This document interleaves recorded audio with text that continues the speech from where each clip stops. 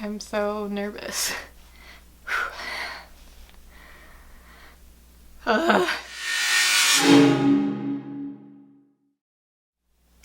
What's up guys? Welcome back to my channel. Hillary Alex here if you are new. If you are returning, thank you so much for watching. Today's video is a little bit different. I'm super nervous to be filming this. I think I've filmed the intro like 100 times because I just don't know how to start this. So I am going to be sharing my addiction recovery story with you guys. If you are new to my channel, I will have 3 years of sobriety on Saturday, July 14th, and my sobriety date is July 14th, 2015.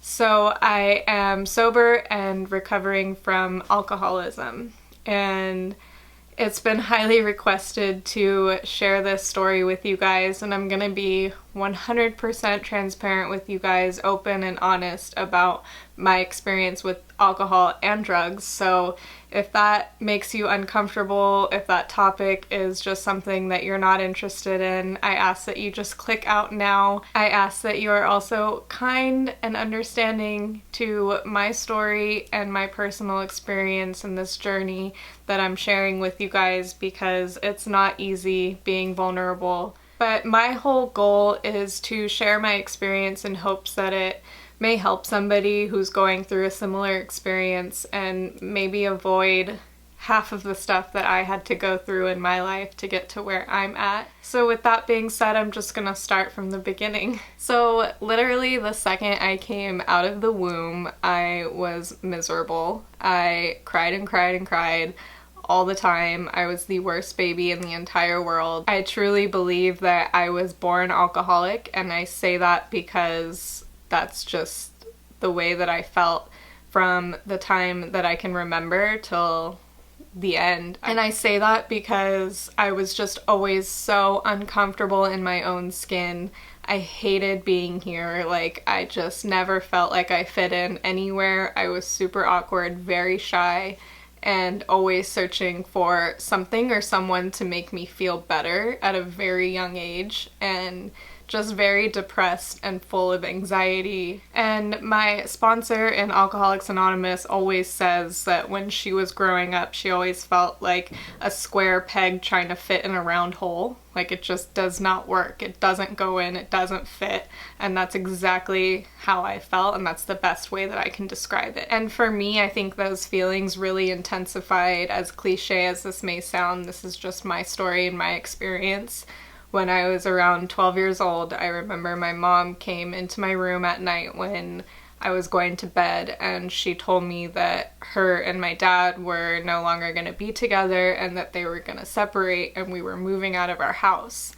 And for me, that was a really big deal as a child. That's all that I knew growing up, was my mom and my dad together, the family together. And I think around that time, in the place that I grew up in Orange County, it just wasn't common for parents not to be together. So right then and there, the feeling of being different and being abandoned and the feelings of being alone just 100% amplified. And I know for my sister, it was a different experience for her, and it just hit me a lot harder, and I really was sensitive to all the feelings that I was feeling. And I did not know how to process them or even express those feelings. I just felt extremely sad and depressed, and I wanted to fix it and I couldn't fix it. And so that feeling of like no control was like unbearable to me. So going into middle school, I was so angry, so resentful, and just upset with the whole situation. And I couldn't understand why it was happening and why my life was different and why I felt the way that I felt. So I acted out, and I quickly noticed that experimenting with things was a good feeling for me, and it was just like that feeling of not feeling, if that makes sense. And I became in love with that. So the first time that I ever got drunk, I was 15 years old. It was my 15th birthday, and I had drank prior to this, but I never experienced being drunk until this moment. and it was my 15th birthday. I went out with my friends and his parents were out of town. We raided their booze cabinet, and the very first time that I got drunk, I got blackout drunk. And that night my friend's dad picked us up from that house and we were so drunk, and out of all the drinks that were in that alcohol cabinet, I chose to drink Hypnotic. If you don't know what that is, it is bright blue and super sweet.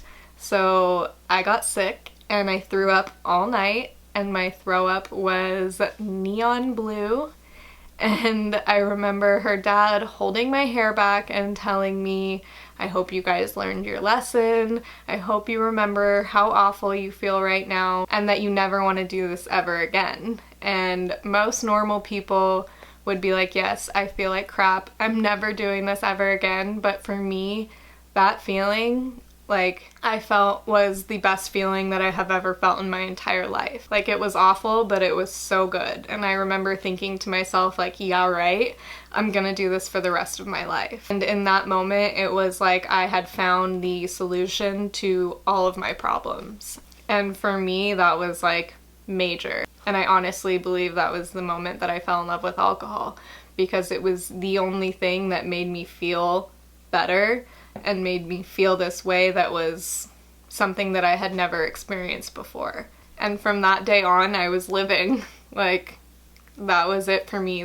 I knew that's what I wanted to do for the rest of my life. As lame as that might sound to you, like, that's how it was for me. So as a freshman in high school, all of my friends were older than me. I am very, very smart, but I just never wanted to go to school. If I went to class and did homework, I excelled, but I honestly, drugs and alcohol were more important to me. Hanging out with my friends and partying was more important to me. I thought school was a joke. I didn't take it seriously. Learning comes very easy to me, but I just didn't want to be there. So I had started ditching school all the time to hang out with my friends, go smoke weed, go drink, go do pills, whatever we had access to, we were doing. I just quickly noticed that that's, you know, the feeling that I was chasing, and that nothing else was making me feel that way. I didn't care what got in my way, who tried to stop me. I was gonna do what I wanted to do, and I was very rebellious. I acted out a lot. My poor mother, bless her heart, tried really hard to control the situation and control me, but it just made me want to act out even more and continue to do the things that I was doing. And I was very manipulative, and I found ways around everything to do what I wanted to do.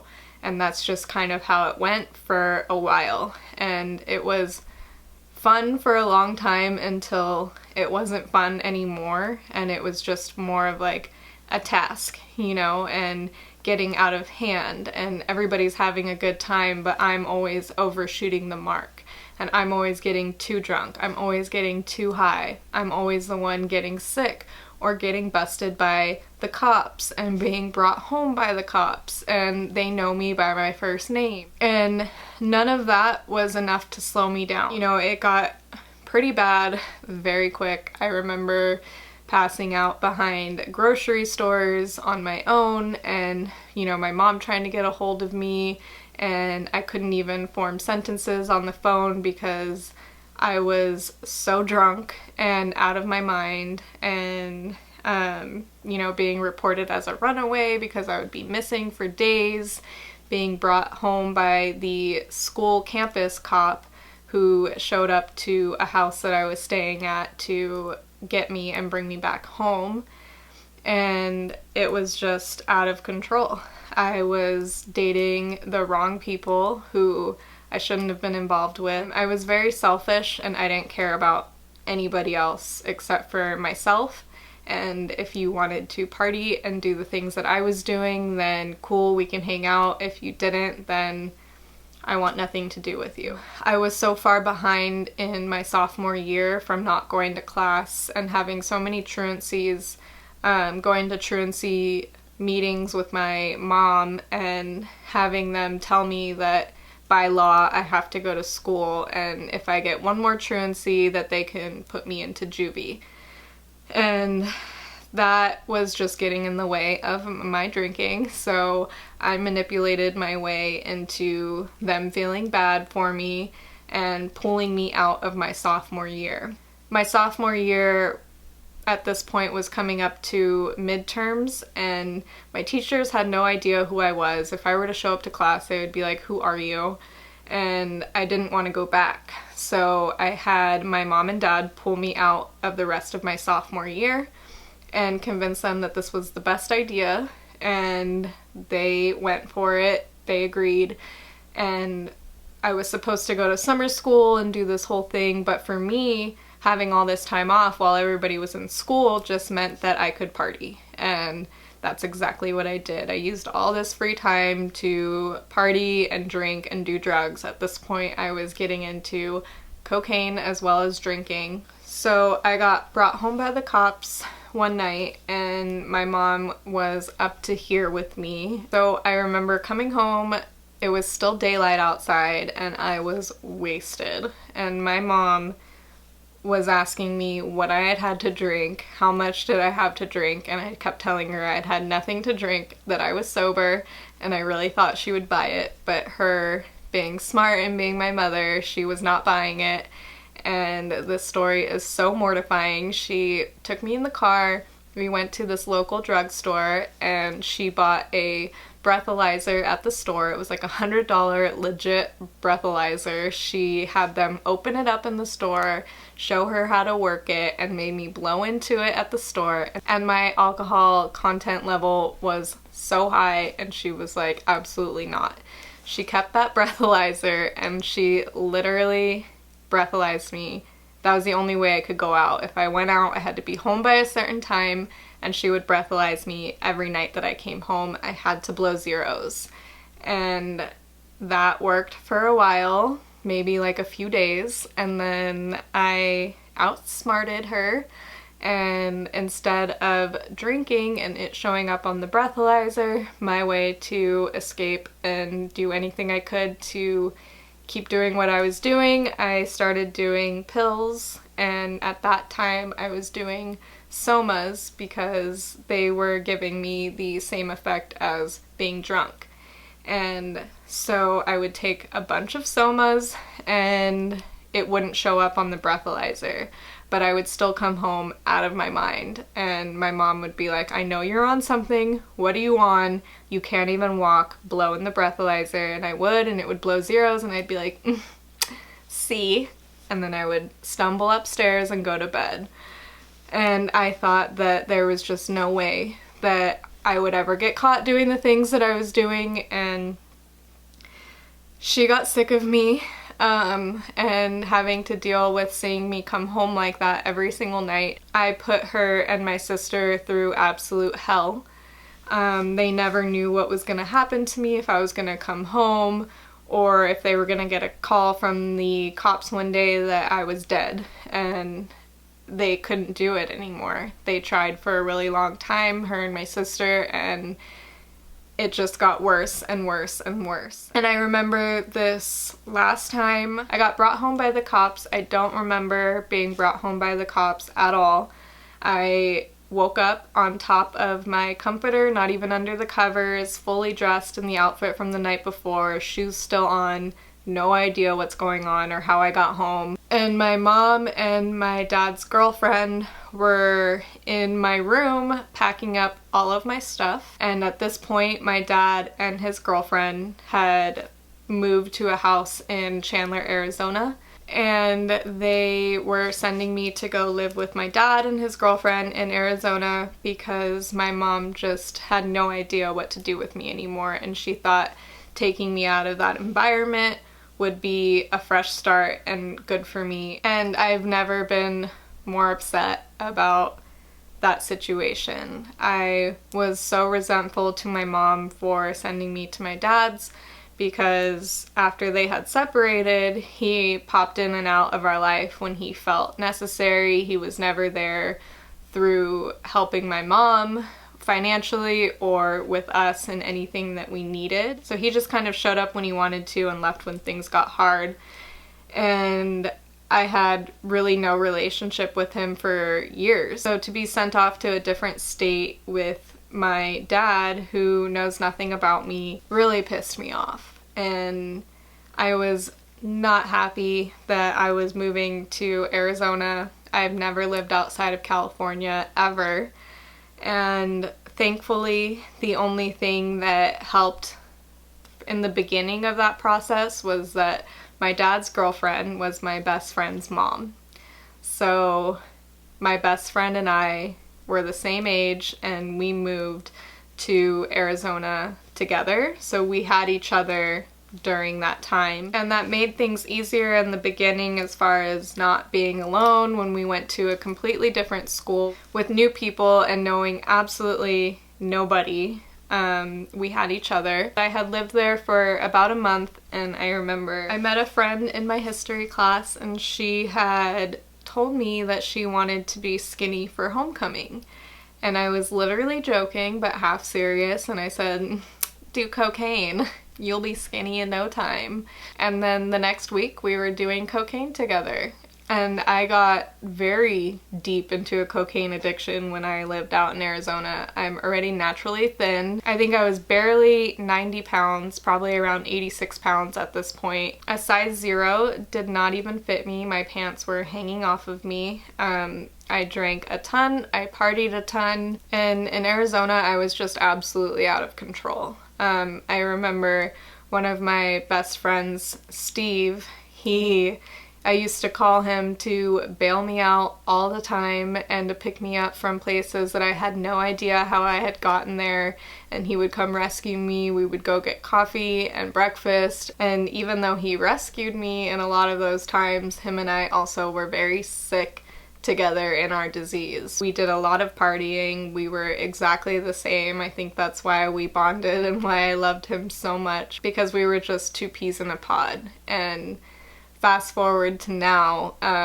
we've remained friends. He's the only person from Arizona that I remained friends with, but he is actually sober now too. He has more time than I do in sobriety, and we see each other at least once a year, if not more. And I just think it's so cool that we went through all of that together, and here we are now, both sober, so I love him so much. But got sidetracked.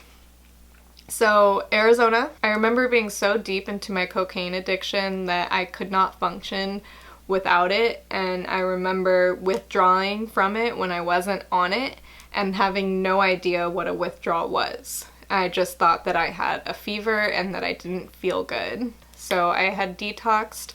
I had flown home to Orange County for spring break to stay with my mom and my sister, and as soon as I landed, as soon as I got in the car, my mom got a phone call from that girl that I met in history class. Her parents had found out that she was using cocaine, and she threw me under the bus. And I was confronted by my mom, and she was crying and telling me how awful I looked, why I was doing that to myself. I had lost so much weight. She said I was gonna die if I continued to go the route that I was going, and she was worried about me. And my dad had called me, left me voicemails threatening to send me to a treatment center when I got back to Arizona to go to rehab and get clean. And me being manipulative, I cried to my mom. I told her that I didn't have a problem, that this was just a phase. I had only done it a few times, that I don't want to go back to Arizona, that I hated it there. I hated my dad, that he was the worst dad, and that I'm lonely and that I need my mom in my life, and please let me stay home. And I don't ever want to go back there. And her loving me and being worried for me, she agreed to let me stay home. And I literally never went back to Arizona. I stayed from spring break forward. Like, I just left that life. I never went back to get any of my belongings. I never went back to say goodbye to anybody. Like, I just stayed in California and never went back. Part of the agreement with my mom to move back was to go to a lab and drug test for 3 months until she felt that she trusted me that I was clean and sober. I ended up graduating with honors. I gave my graduation speech. Even though it was continuation school, that was like a huge accomplishment for me because my family and myself for the longest time didn't think that I would make it to graduation. So I was very resentful towards my dad ever since my parents had separated, and there was a lot of disappointment and letdown from the time that they had separated to the time that I had graduated high school, and a lot of tears and a lot of crying because he just never came through for me, and that was so disappointing because my mom was the best mom ever to me. Like, even though I didn't treat her the way that she should have been treated or appreciated when I was growing up and I put her through hell, she's an absolutely incredible mom, and she always came through for me and my sister. Like, she worked her butt off to provide a lifestyle for us that was comfortable, and the extra things that I needed and wanted, my mom would ask me to ask my dad, and every time it was a complete letdown and a complete disappointment, and I was left heartbroken. So I was shown growing up in my eyes that the man I love the most in this world is not there for me and is not going to come through for me. And again, that feeling of abandonment and heartbreak. And it was so hard for me to come to acceptance with that and to be okay with that. Now that I had my high school diploma, I was fine and I could go back to the way that I wanted to live my life, which was an alcoholic life. And I got right back into drinking very, very heavily and being in relationships that were not healthy and not good. None of the guys that I dated treated me with respect. Very controlling, very manipulative, and for me I think that stems down to the relationship I had with my dad and not having that positive male role model in my life to show me what I needed and what I deserved. So I put myself in a lot of messed up situations. I put the people that I love in really messed up situations. I did a lot of things that I can't take back, and I hurt a lot of people that I loved a lot and burned a lot of bridges that can't be rebuilt, unfortunately. You know, like, just because I stopped drinking and got my life together doesn't mean that other people are gonna forgive me for things, and that's just the way that it is, unfortunately, you know. I did a lot of things that I'm not happy about and I'm not proud of. So when I was 22, I got my first DUI.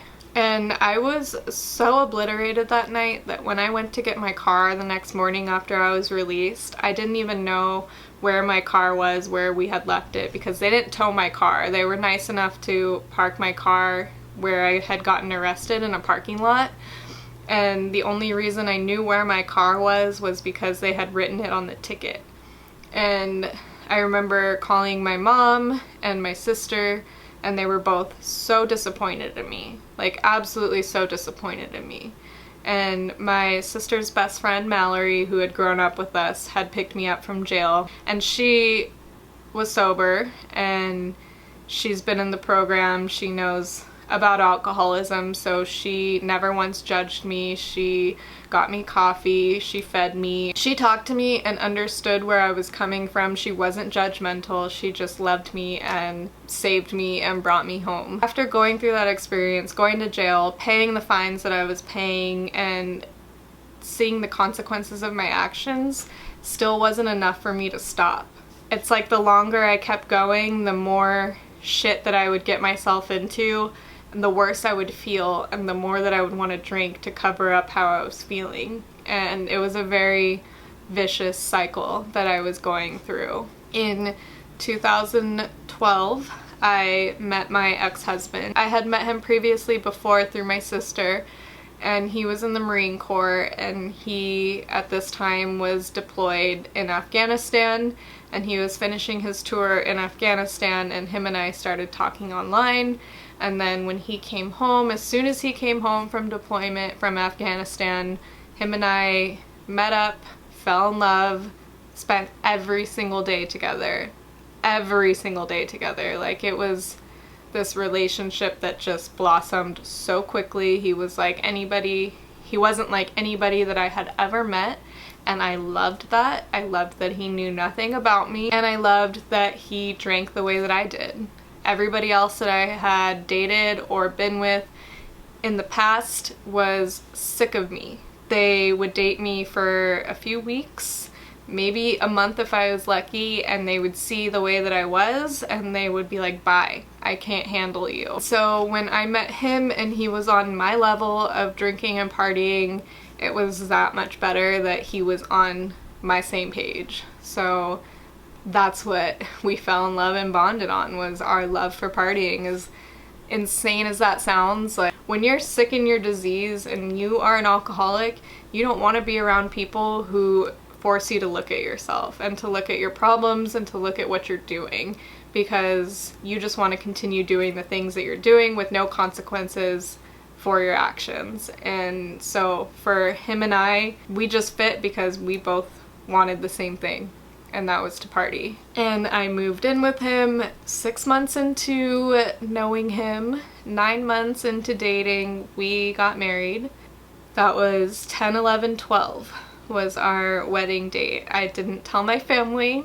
I didn't tell anybody. We literally eloped at a courthouse. So maybe a few months into being married, I got a phone call from my dad, and he was telling me that he was diagnosed with stage 4 cancer. I didn't know how to feel, honestly. I was so angry still and so resentful that I just couldn't process my feelings the way that I probably should have, and I was in denial about him being sick for a long time. And he had gone through chemo, he had gone through everything. We had tried to keep in contact every now and then and communicate after I had found out that he was sick, but there was still always that feeling of resentment and anger towards him, and I couldn't get past it. And so I had a conversation with him one night, like crying and begging him to see his part in the relationship and to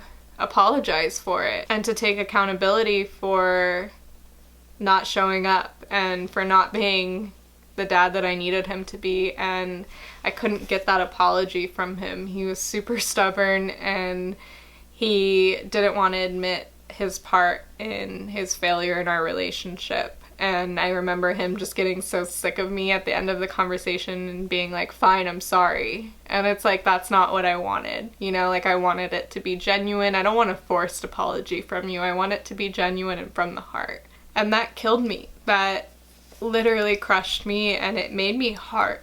It made it, like, if I'm gonna be honest, like, it made it hard to, like, sympathize with him being sick. And, like, I hate that I feel that way. I hate that my resentment, like, took over me being there for him, because that shouldn't have mattered. It's not about me, you know?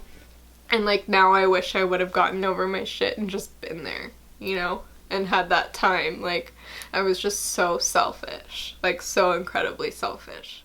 So, July 4th, 2013, I was planning this 4th of July party at my house for everybody, and I got a phone call from my dad's girlfriend that he was coming to his end and he was in hospice and she didn't know how much time that he had left, and that if my sister and I could get out there to come see him, that it was time. I loved excuses. I loved being the victim and justifying my actions and being like, oh, if you lived the life that I lived, then you would be an alcoholic too, or you would be drinking the way that I drink too.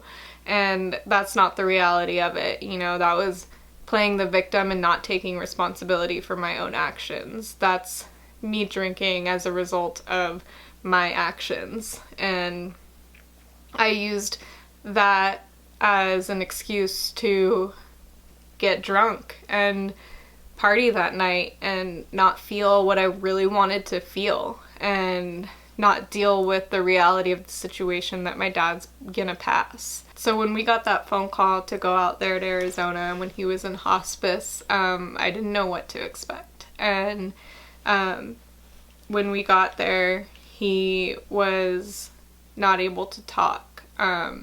He was able to hear you and to listen to you, but he was not able to speak or say anything. And I didn't know that when we got there that that was the state that he was going to be in. And it was by far the most traumatizing experience that I've ever gone through, to see my dad like that.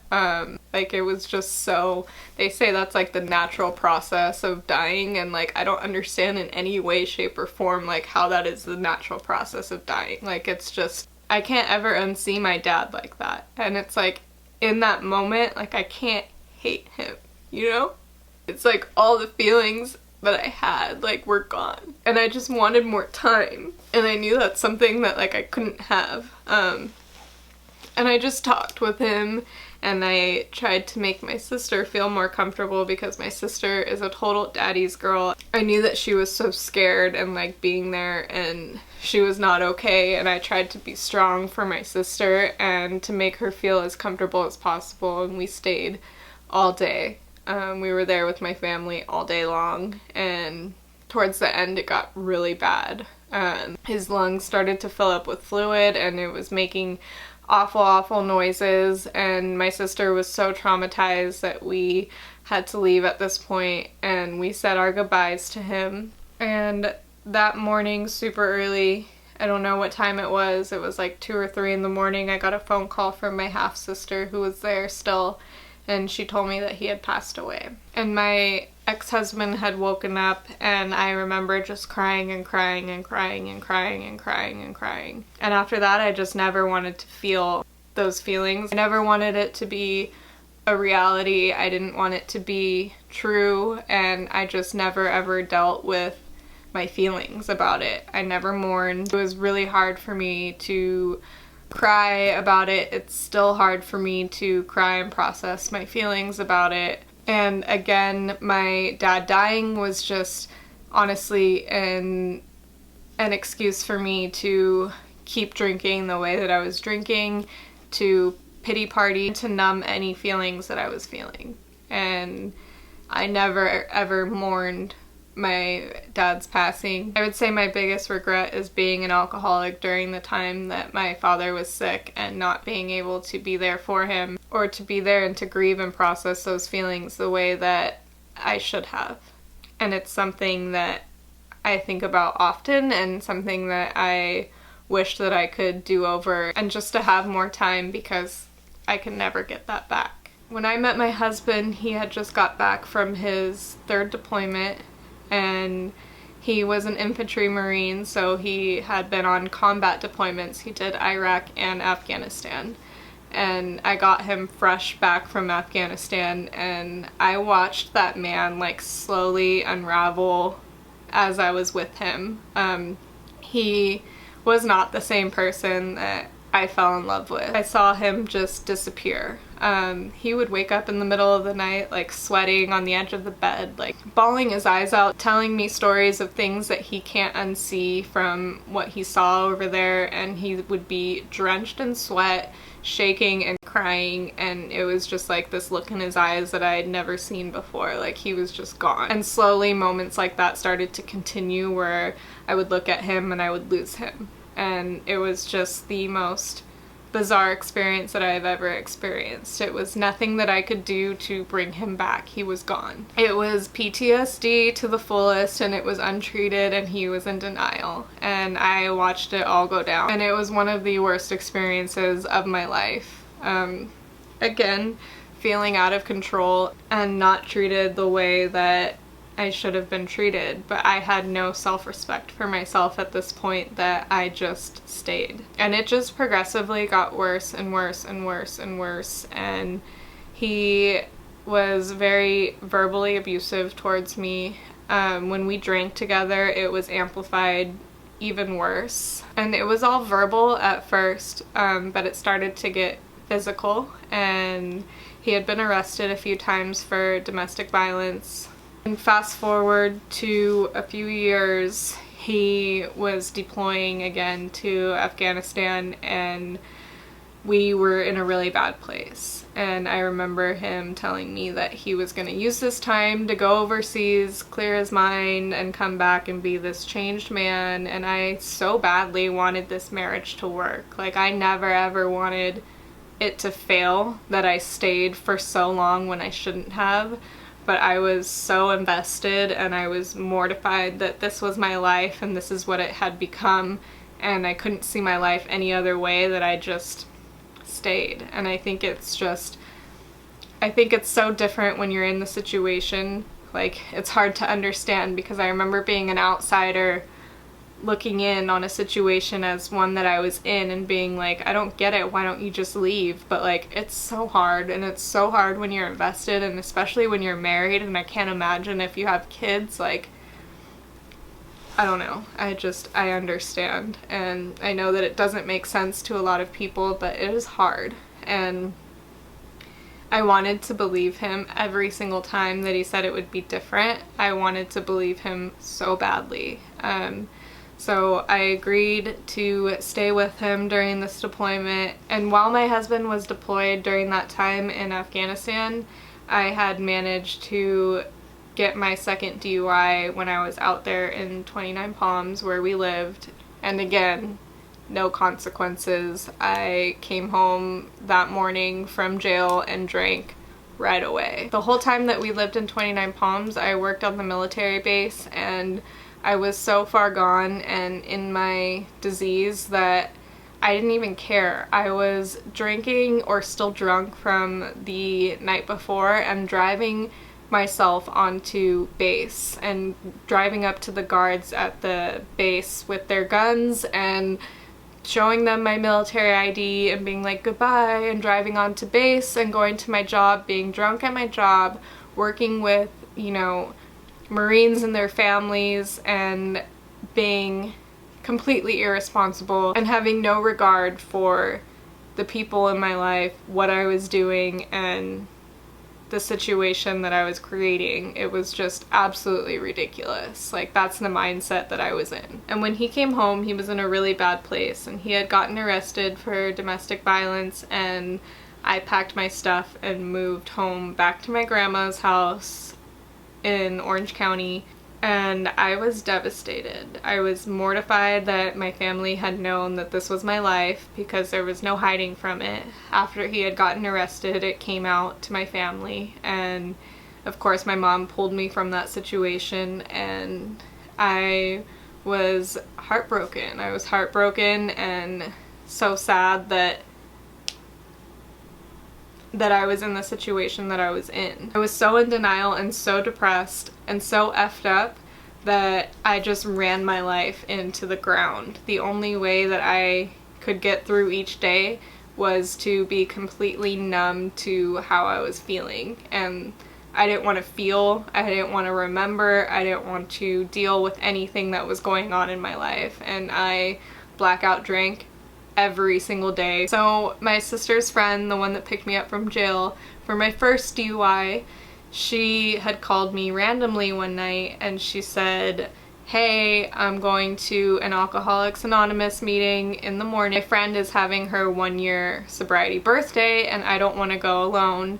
Will you come with me? I was laughing. Said, I'm drunk right now. How am I gonna go to an AA meeting? She said, it's fine. I just want you to come.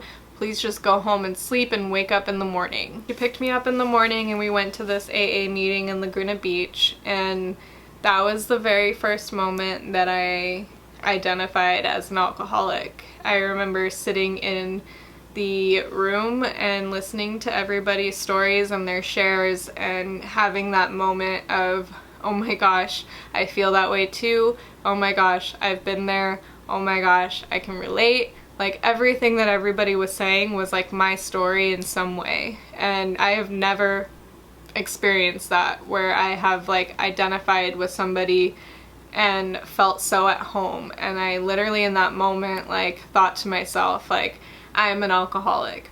all the DUIs, all the situations that I put myself in, none of that was enough for me to identify as an alcoholic. It was that moment of being in that Alcoholics Anonymous meeting. I felt at home. I felt like that's where I needed to be, and I felt I'm an alcoholic. And I want to be sober, and I don't want to drink anymore, and I don't want to live like this anymore. And that was the very first time that I had tried to get sober. So that first experience with sobriety was the first time that the Alcoholics Anonymous seed had been planted, and that I had seen what it's about and how people's lives changed from a result of the program of Alcoholics Anonymous.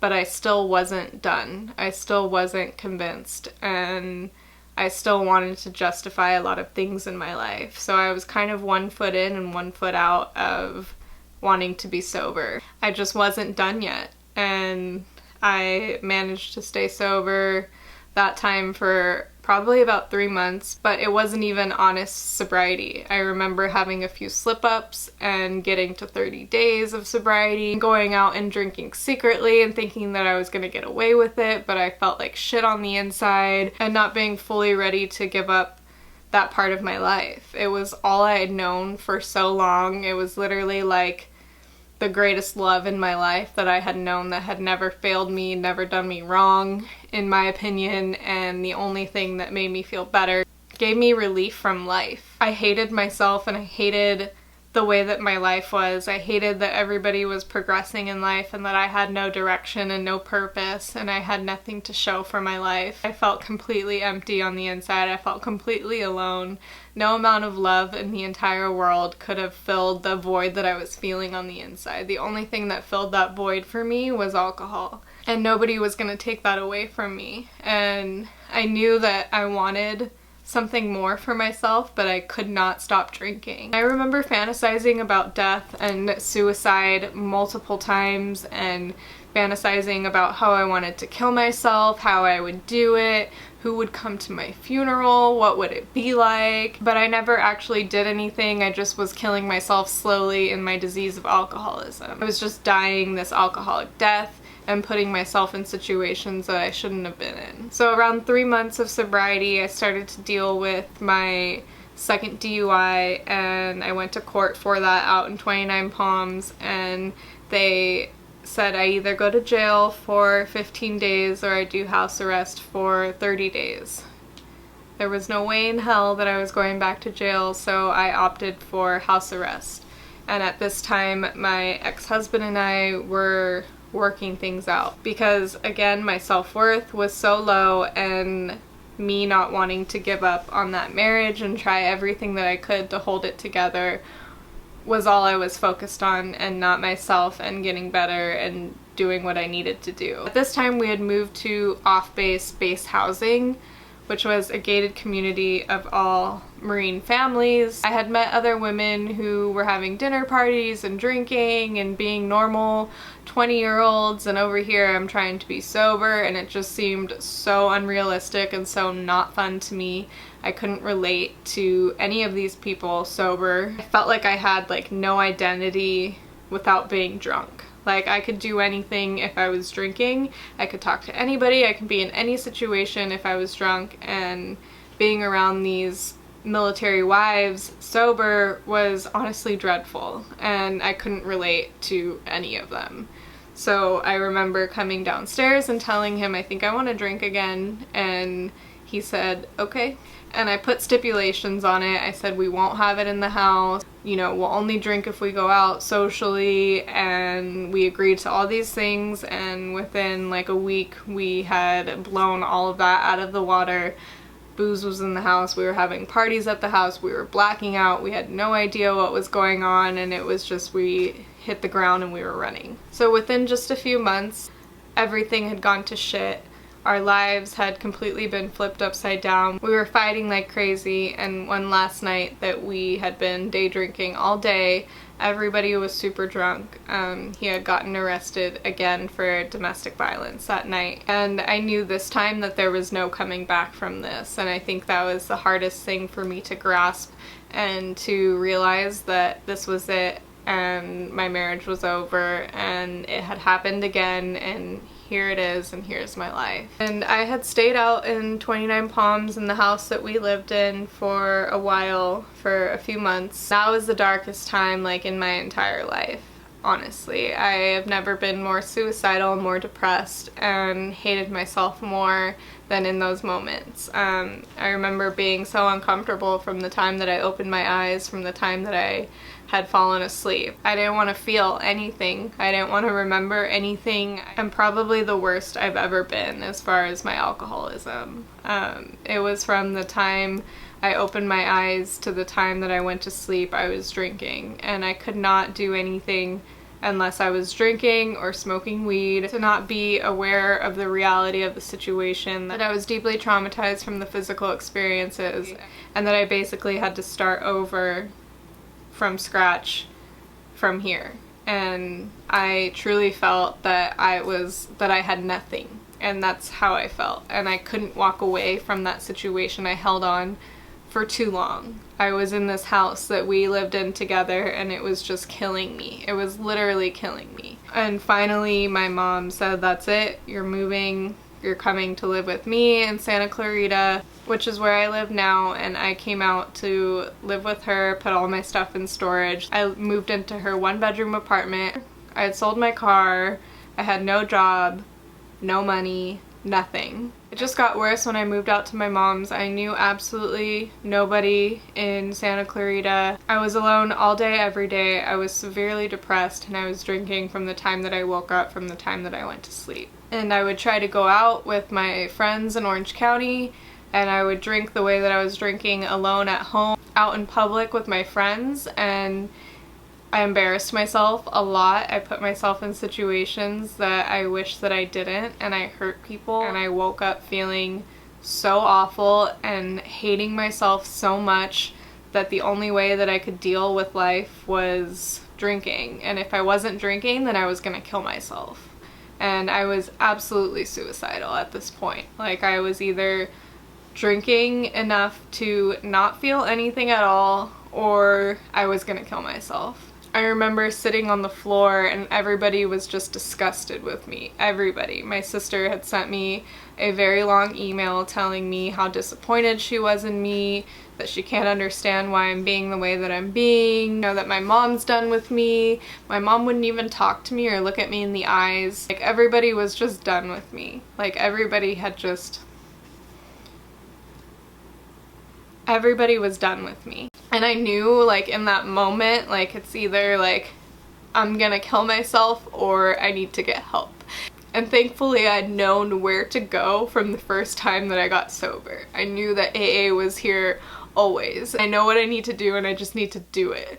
And something shifted. Like, I didn't want to die, and I wanted to get sober, and I wanted to live my life. And I remember going to my first meeting out here, and there was like 5 people in this meeting. It was like 8:30 at night, and I remember I had gotten called on to share, and I literally, all I could do was just cry. I said, "Hi, I'm Hillary, I'm an alcoholic," and I just cried, and I cried, and I cried, and I cried, and I continued to do that for like my first 30 days in sobriety. And then taking away the only thing that ever made me feel better, the only solution that I had to my problems, the only thing that I was absolutely in love with my entire life, taking that away from me was like stripping me of anything that I had ever known. And I just felt so raw and so exposed and like left with all of my feelings.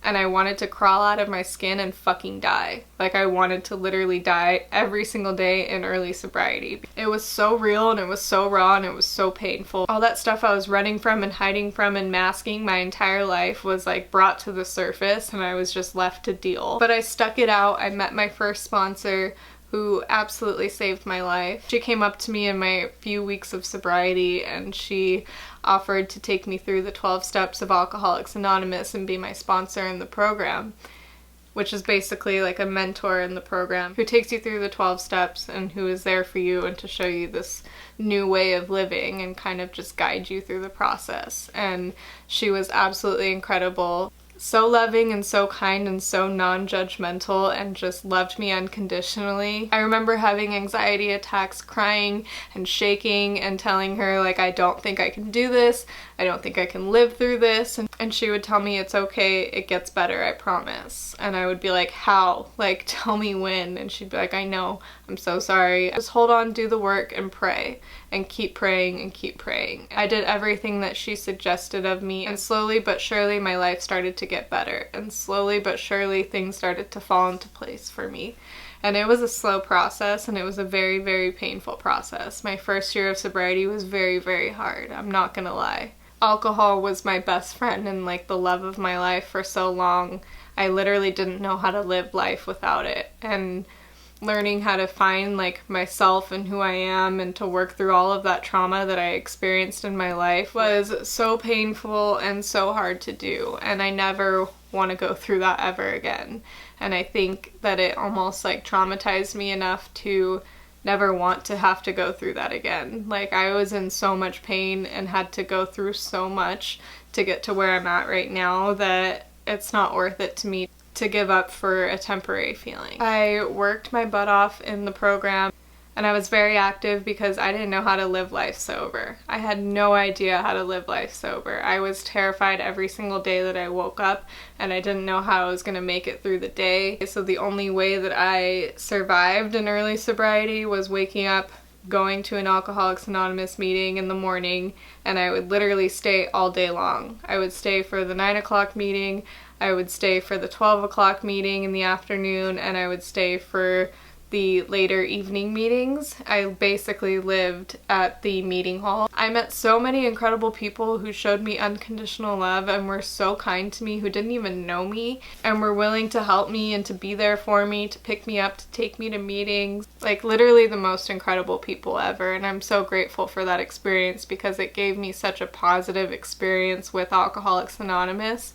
that it actually made me want to keep coming back. And for that, I'm forever grateful. I worked really, really hard, and I still continue to work extremely hard to maintain my sobriety because without that, I don't have anything. Alcoholics Anonymous has given me a life beyond my wildest dreams. As corny as that sounds, like, I never saw my life going the way that it is right now. If you would have asked me when I first came into Alcoholics Anonymous where I saw my life in 3 years, I would have completely sold myself short because I never imagined that I could be in the place that I'm at right now. And it's such an incredible feeling. I'm getting more and more comfortable with who I am every single day. When I came in, I had zero self-worth, zero self-confidence, and zero self-love. I was so beaten and broken and dead on the inside. I finally feel today like truly happy and truly proud of myself and who I am as a person. I feel confident and I love myself, and that's all a result of the program teaching me how to live. Honestly, it's a program designed for living,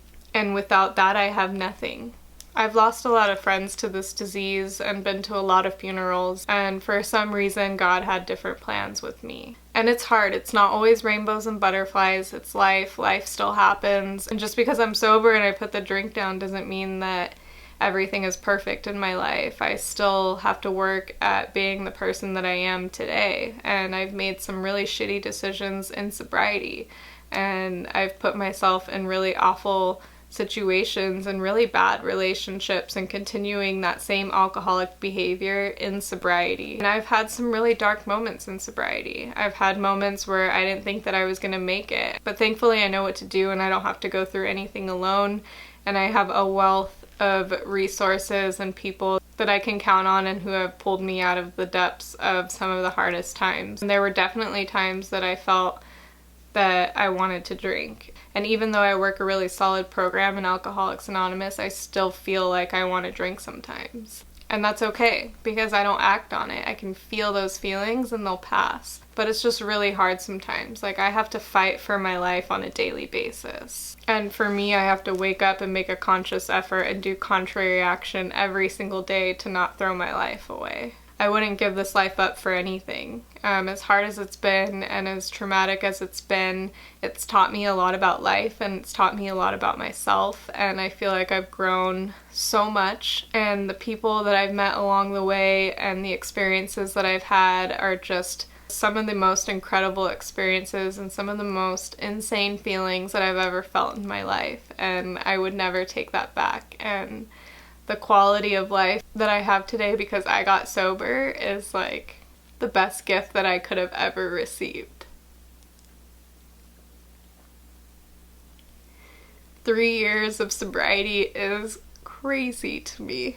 The life that I have is just, I never ever would have thought that I would have been here, you know? I'm just glad that I made it. So today my life is so full and so good. Today I have amazing relationships with my family. I have an incredible man in my life who has shown me how to be loved unconditionally and how a woman should be treated. And I have an amazing job, and I'm finishing my bachelor's degree for psychology. And I have incredible friends and relationships that I'm just so grateful for. So if you're struggling and you feel the way that I have felt, I get it. And if you need somebody to talk to, I'm here. If you've never experienced something like this, I hope that you've gained some insight into my life and what it's like. I just hope that by sharing my story that I'm able to help someone, and that's why I put it out there, and that's why I'm vulnerable with you guys. Because I know what it's like, and I know what it's like now, and if somebody else can experience that feeling and I can help them get there, that would be incredible. So I thank you guys for listening to my story, and I will see you guys in my next video. I love you guys so much.